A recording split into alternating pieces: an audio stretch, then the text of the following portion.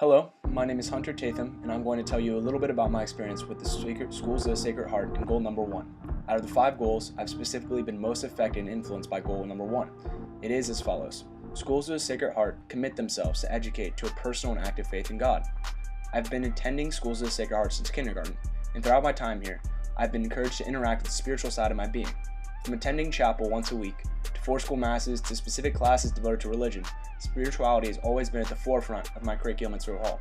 Many of the teachings of Jesus and of other religions I use as a constant guide and reference on how to live my life and how to shape who I am and who I want to become. As I mentioned before, the Schools of the Sacred Heart were founded in 1801 by St. Madeleine Sophie Barrat. After she founded the first school in Paris, France, she entrusted St. Rose Philippine Duchesne to make a journey to the Americas to continue the tradition in a new continent. On September 8, 1818, the Academy of the Sacred Heart in St. Charles, Missouri became the first Sacred Heart school in the U.S.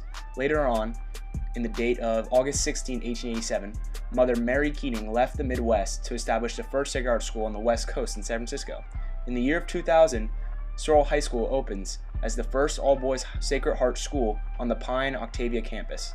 Currently, there are more than 200 Sacred Heart schools in 45 different countries around the world.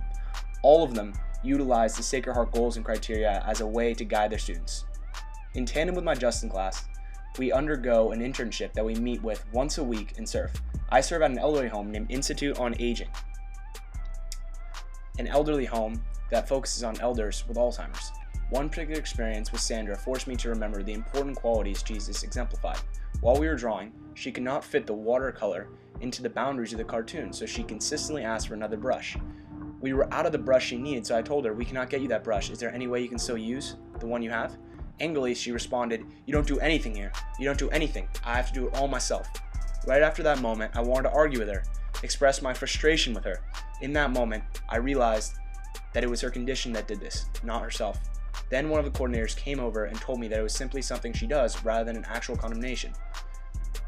Right after her outburst, I had to tap into the principal qualities that Jesus exemplified. I need to be respectful and compassionate to Sandra. I need to understand that she is a person affected and influenced by an uncontrollable disease that dictates what she says and how she acts. One quote I found that connected to goal number 1 is from an article named "The 10 Building Blocks of Catholic Social Teaching."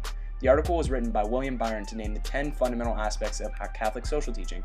The 10th teaching, named the principle of common good, is as follows. The common good is understood as the social conditions that allow people to reach their full human potential and to realize their human dignity. The common good is aligned with Jesus' teaching found in the Holy Bible. The core values respect, compassion, forgiveness, and generosity contribute to a common good that unites us all. Religion has consistently taught me to treat everyone equally, and most importantly, treat others how I would like to be treated. Religion teaches people to respect community and to always consider and regard others beyond simply yourself. The idea of community, created by core values found and taught in religion, creates an atmosphere of the common good. The Universal Declaration of Human Rights is another text that values religion and spirituality. This text lists inalienable human rights. It was published on December 1948 in response to World War II. One of their rights listed is, "All human beings are born free and equal in dignity and rights. They are endowed with reason and conscience and should act towards one another in a spirit of brotherhood." Jesus treated everyone equally, even the poor and vulnerable. Religion has taught me to respect everyone, regardless of their differences or disadvantages. Goal 1 speaks to the constant regard for God and spirituality in all interactions with others. Faith reminds people to remember the core values that Jesus exemplified so we can treat each other with dignity.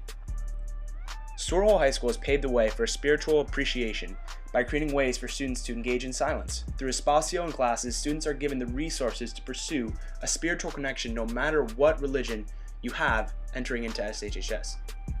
Since world religions, sacred texts, ethics and morality, and lastly, justice, have all expanded my knowledge and appreciation for religion.